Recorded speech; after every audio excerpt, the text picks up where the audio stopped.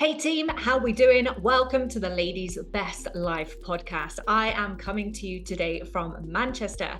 It is absolutely pissing it down and it feels like a bit of a culture shock after 3 weeks in lovely Marbella. Today I wanted to talk to you about a experience that I have actually shared already on my social media, but I wanted to talk you through it. And it goes a little bit like this. So when I was 20 years old, I was on holiday. I can't remember where we were. I think it was somewhere in Spain or Canary Islands or something like that. And we had my ex-partner, one of my first boyfriends, and I had met a couple of kind of like other people. One was a couple and there was a few other people. And we were going out drinking most evenings, kind of as you do as a 20-year-old. And one night we went out, and there's this one night that really stands out in my mind in particular. We went out and there were some pictures taken, but we were very much like in the moment, didn't really think of anything. And yeah, just kind of, had a great night. Woke up the next morning, a little bit, thick head and stuff like that. And then the girl that was the kind of like partner of the guy, so the couple that we were there with, she put up a picture, right? She put up a picture of us all out that night before, and she'd uploaded it to social media. I was tagged in this picture. I saw this picture and I fucking wanted the ground to swallow me up. I was literally so ashamed. I was in massive kind of like identity shock because I'd never seen myself like that before. And when I saw this picture, I couldn't recognize the girl looking back at me. I had definitely put on some weight, probably like half a stone or something, but that difference, right? And, I know some people look at me and they're like, oh, you've always been a size 10. Yeah, but I've also felt shit in a size 10 and I've felt fantastic. So there are ranges and levels for all of us. And at this time, looking at that picture, I was like, what the hell? Like, I was so unhappy with what I saw. And the weird thing is, like, until that moment, until seeing that picture, I actually thought I looked good and I was happy with my appearance. I always thought I was in shape. And that picture really rocked my world. I couldn't believe what I was seeing. I questioned like so many, like I even went down the route of like questioning like what my partner saw in me. Like I properly went in on myself. And, a few conversations came off the back of that. And I was like, I need to do something about this. Like, we're drinking quite a lot. We're going out and we're eating a lot. Like, he was such a foodie and could just eat the world and it would never impact him apart from he'd just stack on more muscle. And when we got back to the UK, I got back into, personal training and doing my do and stuff like that. And then probably less than a month after, I got contacted by a lady called Kim. And she was like, I see you're a personal trainer. Do you want to help your clients to get faster results? All they need to do is drink a milkshake and they'll lose weight fast. And I was like, fuck, like, never mind my clients. Like, that's something I need right now. And I signed up, become an ambassador for them, and was selling meal replacement shakes and was drinking them myself. And don't get me wrong, like, I dropped a lot of weight fast. Like, you're going to if you're swapping meals for shakes, right? Because they are significantly less calories. And also you've got a bit of guidance, i.e. don't fucking eat anything apart from this shake. And yeah, I lost a decent amount of weight. And someone asked me like years on, they were like, were you happy with those results? Because you got results. And here's the thing, right? I was happy. I did feel that I'd lost the weight that I wanted to lose. But would I ever go back to doing meal replacement shakes for weight loss? No. Not even after the first time I did it. So I finished my sequence. I probably worked for the company for another 3 months or so, and then I just decided to call it a day. I realized over time that ethically it didn't agree with me to do that, but it took for me to go down that route to understand that. And I wanted to share with you today what I wish I could have heard. Because in that moment, I was self-berating when I saw that picture, and I was like, oh my God, I just need to fucking do something. Like, I can't stay like this. And I was beating myself up and giving myself a hard time, full of insecurities.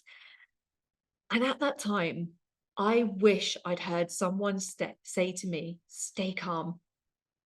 A lot of what you're feeling right now is actually water retention and inflammation. You're on holiday where it's warmer, you're eating different foods, and you're drinking alcohol. Stay calm, take a breath, delete the tag of the photo, and know that you will figure this out, but we're going to do it the right way. The second thing I wish I'd heard around that time, or said to myself if I had the wisdom at the time, was you're enough as you are. Yes, okay, we're not happy with how we're looking and feeling, but actually let's not go down this route of like self-berating and down a complete rabbit hole of then beating yourself up and telling yourself you should be doing this and should be doing that. You are inherently enough as you are. Change is absolutely fine. Like, I'm quite an entrepreneurial mindset. I don't really settle, and I'm always wanting change. But it's really important that we know and recognize that we're fucking ace as we are, whilst going down that kind of journey of change. And the final thing I wish I'd heard or said to myself was, let's turn this round, but let's do it gradually. Let's build a new lifestyle. If we want to go on holidays and do holidays like this, that's cool. But then how can we have like a post-holiday recovery where we, really kind of plow in the nourishing foods? And here's what I wish we did, or I did. I wish in that moment, like I've just said, I stayed calm and all of those wonderful things, but I also wish I'd hired someone who knew what to fucking do. It took me from the age of 20 to the age of 30 to muscle my way through lifestyle creation, business, like absolutely everything, to hire a proper mentor. Probably 27, I hired my first mentor. So 7 years of just guessing, of throwing shit at a wall and hoping it will stick, and never ever getting anywhere. 7 years of my life. I wish at that moment I'd have gone, right, you've got the money, you've got savings, put this into somebody who can guide you to the place that you want to be. And let's do it in a health optimizing way. And let's get you to where you want to be. Let's learn these skills now. Because as tempting as the quick fix diet is, we know that that's not going to yield long-term results. And I wish I'd done that then, because I did then go into, so I went from meal replacement shakes, and then I kind of went into a binge restrict cycle. It's not like the official term of binge eating, but what I'd do, and I did a post about this recently, I would kind of like hoard all my calories in a week, literally under eat as much as possible, which was mad because like I was a fitness instructor. The amount of exercise I was doing was insane. And then I'd like come Friday, 4 p.m., I'd be like, right, let's go to fucking Sainsbury's. Let's see, what food we can buy. And I would order a takeaway. And it was mad. I was an advocate for health. People looked at me, personal training, fitness industry, as someone who was walking the walk with health. But I was in this binge restrict cycle. But it's because I knew no better. I thought that was a way that you had to do calorie control. And that's why I wish at that moment I'd have invested time and money and effort into someone who knew, someone who'd done it, someone who had evidence of doing it with other people. And I wish I'd dedicated my time, effort, and money, I suppose, to learning habits for life, rather than just reactively, stressfully, and in an overwhelmed kind of way going, oh my God, like someone like help me. I put on this weight and I've seen a picture of myself and I feel so ashamed and can't believe what I'm seeing. So fuck, just pass me meal replacement shakes and let's put a plaster over a wound that actually needs a stitch. I wish I'd slowed down and learned habits for life. And when you think about this is all what I teach now. And it's mad because I was listening to a podcast with Alex Hormozi not so long ago, and he was saying that in business, you need to make something that you will buy, either now or past version of you. And it's so true, because this is like the foundational work of Coaching Club.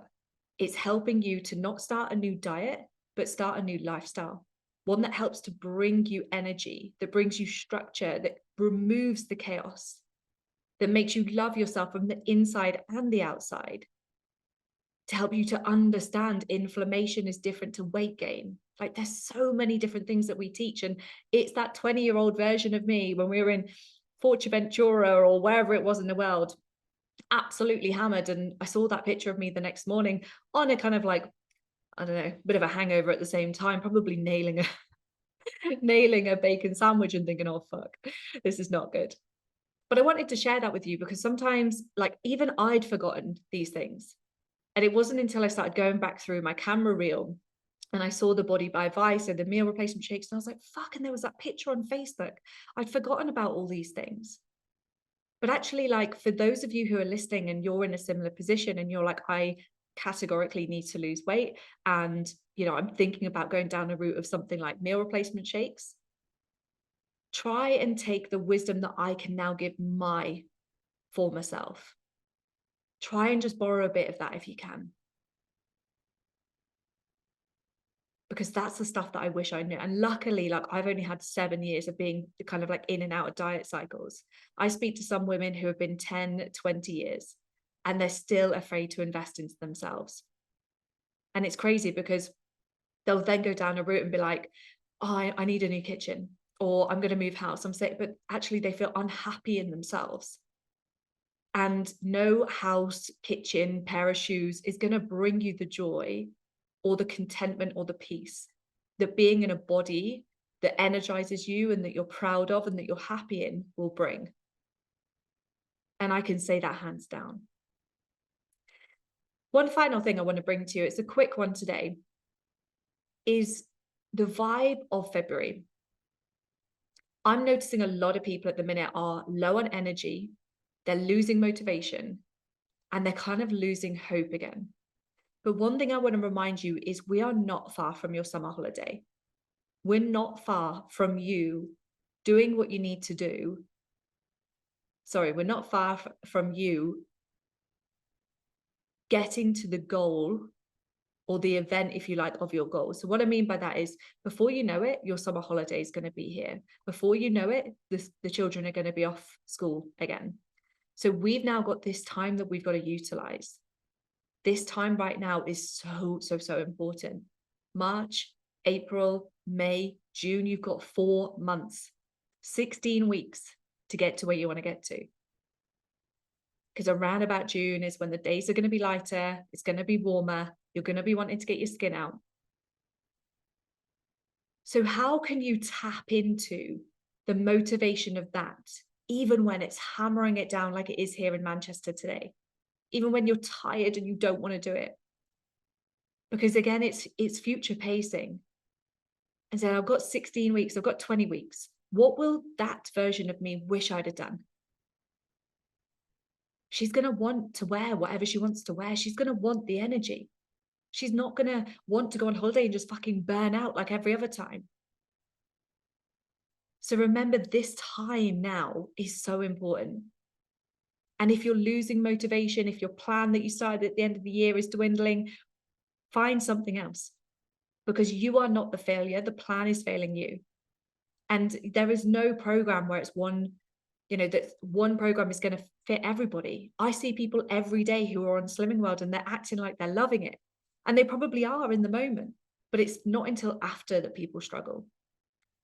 So please, first of all, don't compare your post Slimming World or diet journey to someone else's current, because you're in completely different worlds. Secondly, act in a way that your future self will be thankful for, and just literally think about the events that you've got coming up over the summer. How do you want to look and feel? Because they're going to be here before you know it. So I hope it's been helpful today. A super quick episode, because we've got some really long episodes coming up soon, and it's going to be with some incredible guests who is going to give you so much inspiration and some wisdom, and also hopefully give you a bit of motivation as well. Have an incredible day, and I will speak to you very soon.